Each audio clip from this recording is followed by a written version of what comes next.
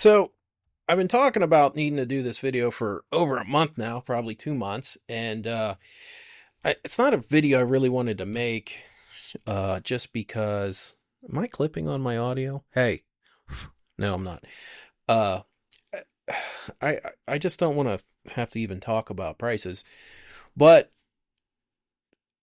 I think the only way for Retix to move forward in a positive manner, because what I'm seeing right now online is I'm seeing very few people excited, interested, talking about the future of Retix, talking about how they're excited to be doing this or that. I'm just not seeing it like we were. And I know the economy sucks, and I know prices are coming down, and I think that I gotta fix my ISO. With prices coming down, I know people are kind of bummed out, but I think the sooner we recognize that we're in a post Reach Out Reptile marketing hype, the better we will all be. The days of finding people to, want to spend $14,000-15,000 on some SD double het albino pods, it's over. It's done. And I'll get the shitting on Garrett part of the talk out of the way early, and just reiterate what I said, back in 2016 when I saw Reach Out Reptiles was kicking off. And, my main concern was Garrett would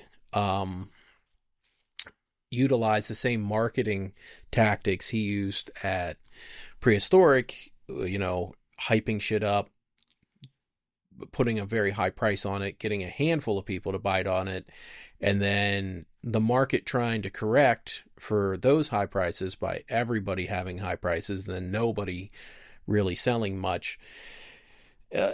And then prices start crashing hard, and there's no better example than when Prehistoric put out the Sunfire Purple GC for like 12.5. And, I was making fun of that so bad when that happened. Like, how do you put a few $300 to $500 jeans together at the time and get 12,500? And I was like, this isn't sustainable, and it's just going to crash. Like, it's going to make things look bad. And it's going to make the market seem really unstable for anybody that's looking to actually invest. And that was my biggest fear with Reach Out starting. And of course I got called a troublemaker and jealous, and lived in my mom's basement, and like everything else, and starting drama. But here we are, aren't we? Here we are.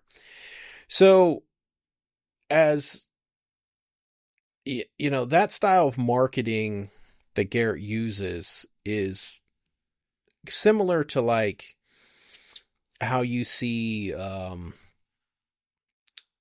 product getting hyped up, and just people very interested. Like what was those stupid pink Stanley cups? There was lines of just basic bitches to buy a pink Stanley cup, and for no reason. There was no rational reason to stand in line to get a pink Stanley cup.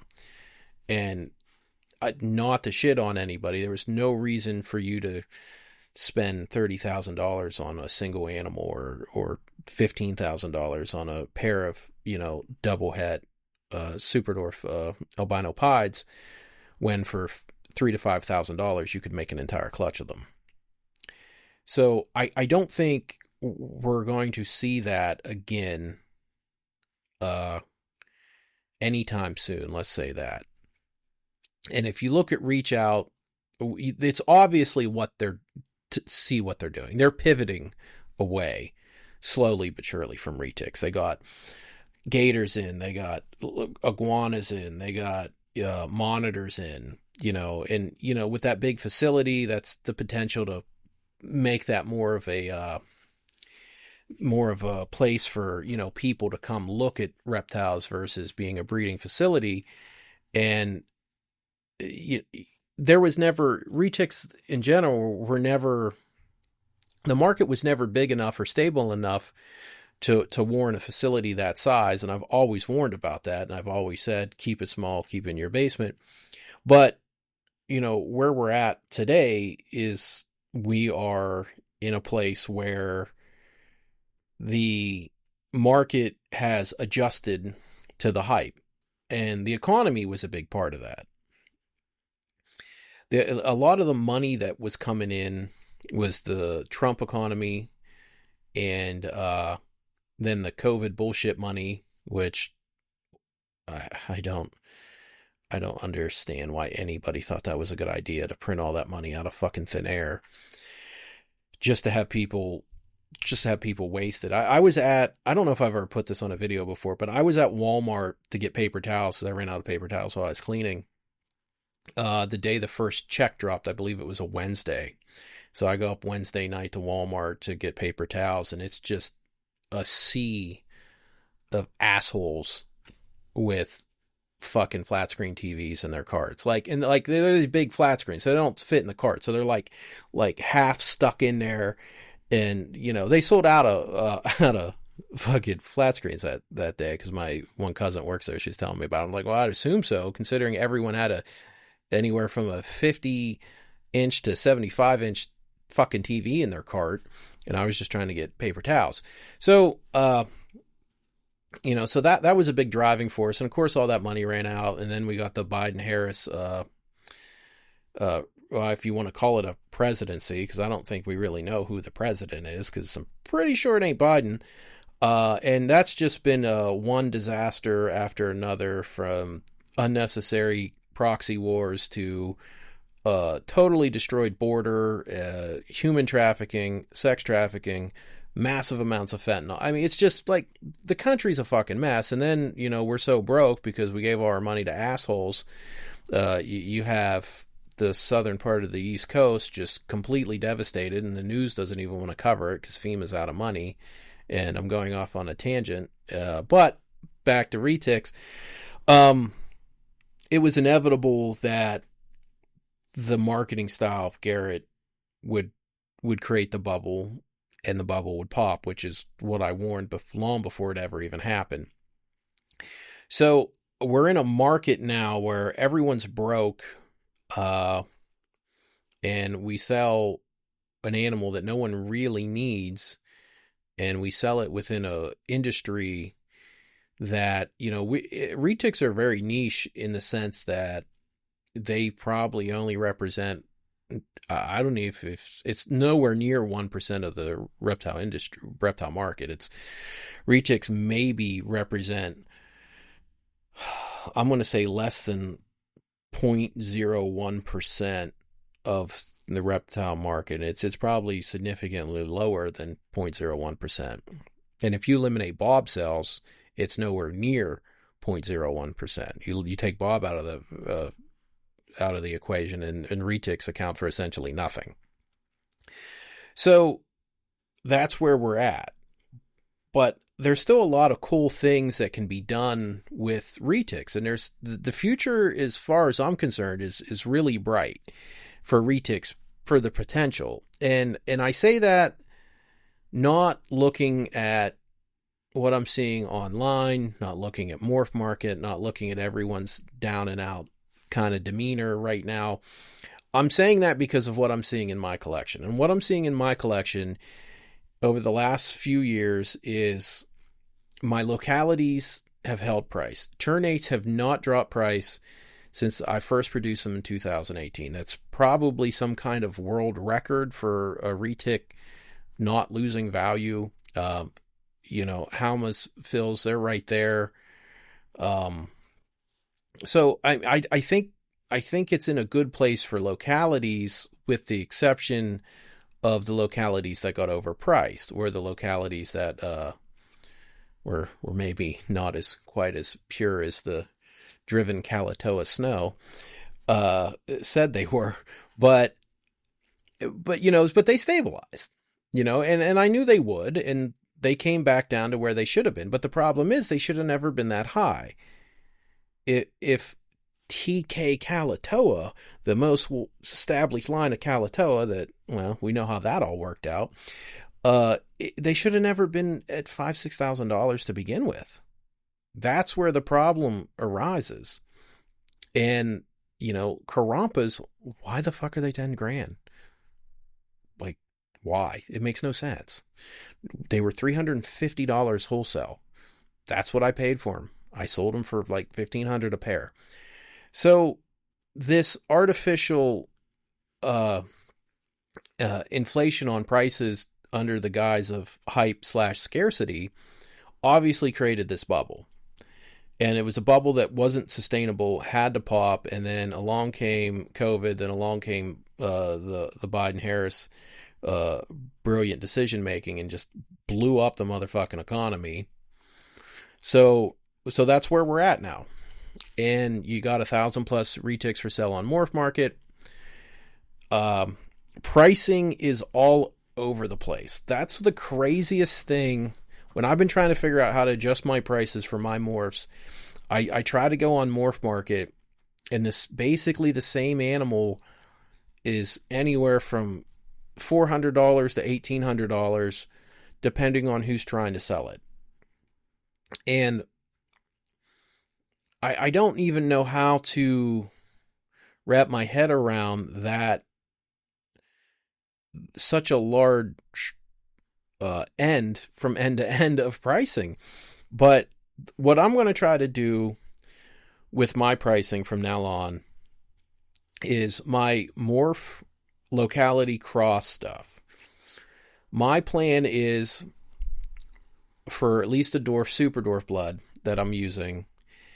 If, say, a marble is $250, for every 25% of locality blood, dwarf or super dwarf, I'm increasing it by 100% of the original price. So if Snake X is $100 and or Morph X mainland inbred mutt whatever is $100, we'll keep the math easy. If I produce that morph and it says 25% ternate, well then it's going to be $200. If it's 50%, then it's going to be $300. If it's 75%, then it's going to be $400. It's going to be a 1x off the original price for every 25% of locality blood. And I don't want to do that, but I don't see how moving forward, even with like my really nice marbles, I have some really nice phantoms, very outcrossed. I don't see how I'm going to be able to try to maintain a $1,500 or $2,000 price tag simply because they're 50% and they're just so nice. They're above and beyond. I think the aesthetic value, I can increase prices. If it's something super spectacular, I'll obviously adjust the price a little bit to match that higher aesthetic value. But seeing what I'm seeing with pricing, I don't think I can justify anymore that $1,500, $2,000 price tag on some of these morph crosses, because the mainland version, which doesn't look near as nice, isn't nearly as genetically, as strong, but it's so cheap. It is so cheap. And it was about 6 months ago, I saw this girl was talking online. She bought like a albino motley or some shit. I forget what it was. And it was like $300 or some shit. And she pointed out that she could get the 50% super dwarf version for thousands of dollars, like $3,000, $3,500, whatever Garrett was selling them for.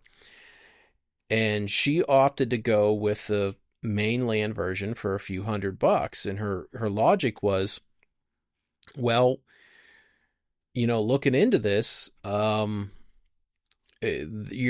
probably still getting a 12-foot snake for thousands of dollars versus a snake that's most likely, because most retics don't really get over 16 feet. So is it really worth it for a few more feet to pay 10 to 20 times the price? And she has a point, and I think she actually made the correct purchase if she was okay with something that was potentially going to get 16 feet, versus something that she would hope would stay 12 or under, because that's what this really is. This is a hope. And I think that's the other part, the second part of the marketing that has really crashed is you can no longer tell people that you have this small bloodline and it's only going to get fucking 5, 6, 7 feet. Nobody, unless you're completely new to retics and your only source of information is Reach Out Reptile Hype, nobody believes that anymore. And they certainly don't believe that you can get a 50% purple and it's going to stay the size of a pure. You just can't do it, And that was the second warning that I put out a while back was the bloodline shit, which actually, if you look back at old videos, there's a video called The New Scam, and I break down what Garrett was saying about bloodlines and what Samson was saying about bloodlines, and they were essentially identical, only Samson was obviously taking it a little bit further.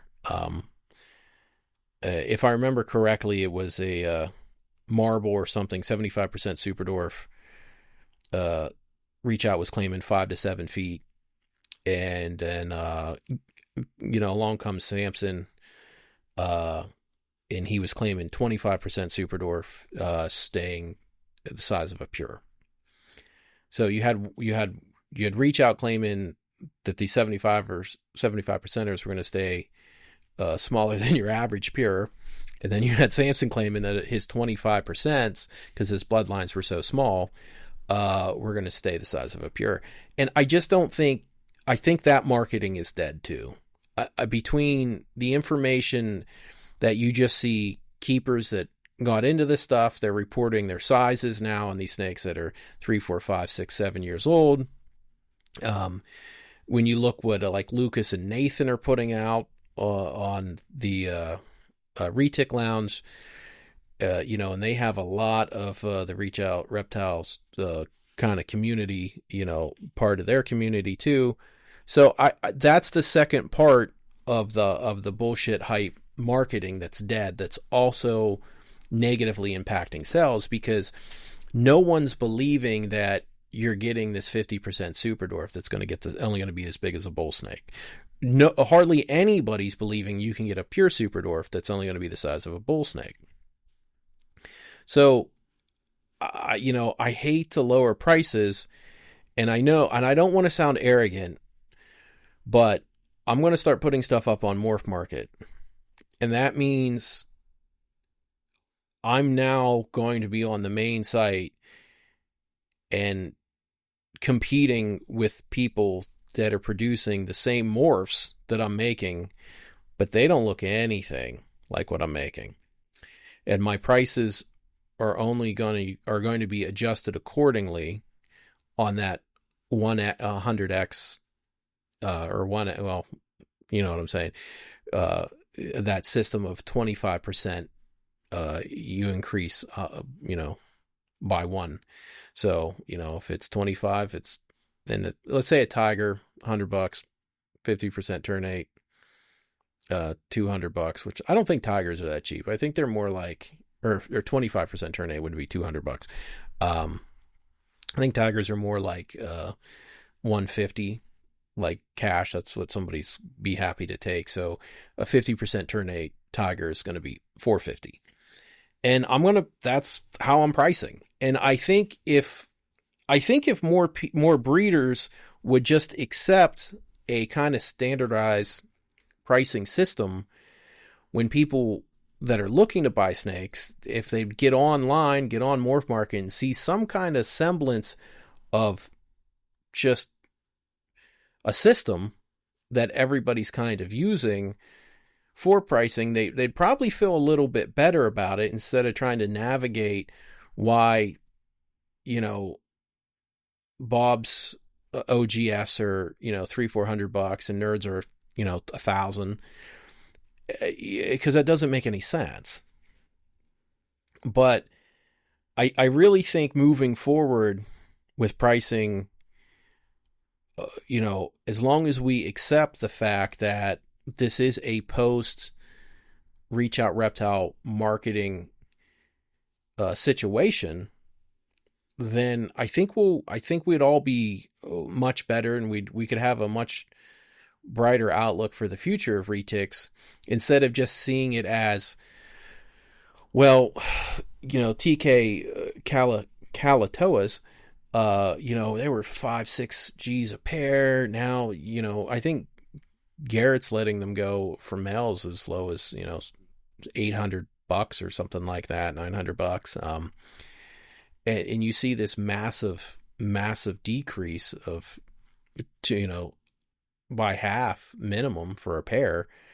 But you got to remember, they should have never been that price to begin with. And if you take into consideration they should have never been that price to begin with, then you understand that it was an artificial inflation based around scarcity and the fact that people had more money, and it was easier to suck money out of people once you hyped them up, like the Pink Stanley Cup. You had fucking idiots running out to buy Pink Stanley Cup because they thought that was the shit. Just like you had people running out to drop way too much money on a pair of Super Dwarfs that were at least double the price they should have been. So instead of looking back at where it was, accept where we're at now and realize where it was in terms of pricing, it should have never been there to begin with.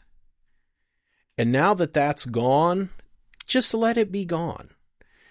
There's no sense in reminiscing about the good old days when there was enough people willing to overpay for retics and everybody was making a ton of money. I didn't really benefit much from that. The only way I actually benefited from that was when I tried to at least match the market on my Morph crosses. Turn 8s are $2,500 now, just like I was charging in 2018. And I refused to put them up at $5,000, and I couldn't do it. Morally, I could not bring myself to do that. I know what they were out of the wild. I know what I was charging them for. Captive born shit usually sells for 2 to 3 times what the retail is on wild caught, and that's just how I priced them. That's how I price my snakes. I wasn't price gouging people because I have, quote unquote, the monopoly on wild caught turn 8s. I wasn't going to try to stick a dick in anyone's ass on them, because that would only come back to bite me. And the handful of people that I could have got to drop 5 Gs instead of 2,500, how would they be feeling now if turn 8s did what Super Dwarfs did? If turn 8s did what Kalatoa did price wise, how happy would those people that I sucked all that money out of, how happy would they be with me and with their purchase, and how would they be feeling about the potential future of breeding if they saw their snakes lose that much value? Because if you look at the average pair of what you can get a Super Dwarf for now, they're right around what they should be. They should be right around that $2,500 a pair for captives. That's basically what they should be, because that's a fair price based on what they were coming in at and the price of wild caughts. They're right there. Maybe a little lower, actually, just a hair lower, maybe about 2 Gs. But no, that's 2Gs at 2,500. That is an absolutely fair price. And that's where, I would have, it would have been so much better if Garrett would have created that hype and then kept the pricing at a stable level. He would have sold a lot more snakes, a lot more people would have them, a lot more people would be interested in them, and a lot more people would see that they bought them at a quote unquote stable price point, and they wouldn't be seeing this huge devaluation in their investment. And that's what they're seeing right now is all the people that got in that 2016 to 2020. I mean, they like fucking floor fell out from underneath them. That's like from a financial perspective, like basically the floor fell out from underneath them, and they bought these animals and they just watched the prices crash. Meanwhile, I said it would happen, and I get fucking banned and kicked off places, and Garrett and other people bitch and lie about me, all for telling the truth. And all I did was warn everybody. All I did was warn everybody that is exactly what was going to happen, because the retic market is too small and there's too many getting produced. And as soon as the economy took a turn, that's all it took was to pull the rug out from underneath everybody. So, but now that I'm done with the complaining portion, I would like to say that I still think retics have an extremely bright future in terms of potential. And I see that in my collection because in just since 2018, I've proved 3 color phases of ternates. And I've proved that the polygenic traits that are creating pattern structure and color spectrum are reliably reproducible. So, I mean, I guess if you're not me, or you're not working with some of my bloodlines, and your breeding hasn't shown this large variety of potential, I guess I could see how things would seem kind of bad, but that's not what I'm seeing. I'm seeing that platinums can be so much nicer than you thought. Sunfires, sun tigers can be so much nicer than we thought. Marble, I mean, I don't even know where the limit is with how much you can manipulate that gene. And the stuff I'm working with, the anthrax stuff I'm working with, very excited about that. I got some of the ocelot projects, they're still a little ways out, but the potential for manipulating ocelot and taking it to these levels that we didn't even think was possible is I'm actually really excited about that. And an ocelot's that's a snake that's always going to sell. It's like a, purple GC. That's a snake that's always going to sell. So, and now I see myself in this position with all these different traits. Ow, my back hurts. To really start enhancing on a level that I didn't even think was possible. Because if I'm being honest, I didn't think color phases were gonna be a thing in ternates. I mean, I saw a massive amount of variety. I didn't know I'd be able to actually breed for color phases, and I knew I could manipulate colors, but I wasn't sure how well you could actually manipulate the back pattern and the side pattern. And it turns out, if you have the right polygenic traits, you can really make things look different. You can add black, you can take away black, you can move it around, you can add black ticking. There's all these things that you can do, and I'm incorporating that into Indo, I'm really excited about the Indo projects and the potential and just how far I can push those. Um, just the amount of color you can put on some of these morphs and the way you can change the color. It's like we're just now starting to scratch the surface on actual selective breeding, because it's a gnat. What's been done so far in terms of selective breeding, outside of a handful of us, is been selective inbreeding. There's been very little outcrossing, and even Garrett's in a position that he could really start putting out some high percentages on his Super Dwarf stuff. He won't work with the best locality, which is for color and pattern manipulation, which is hands down Ternate. That's not even a fucking debate anymore. He had an opportunity and he thought it'd be a better idea to send it to Samson for free, for him to mass produce and abuse, because Garrett's a good Christian. But yeah, I mean, even he's in a position to really start making some nice stuff, high percentage Super Dwarf. But I mean, are we only going to be motivated by the prospect of hoping that there's another bullshit marketing strategy that comes along in Retix that jacks the prices way too fucking high, and just so everybody can kind of collectively cash in for a couple years just to see us all our snakes plummet in value again? I don't want that.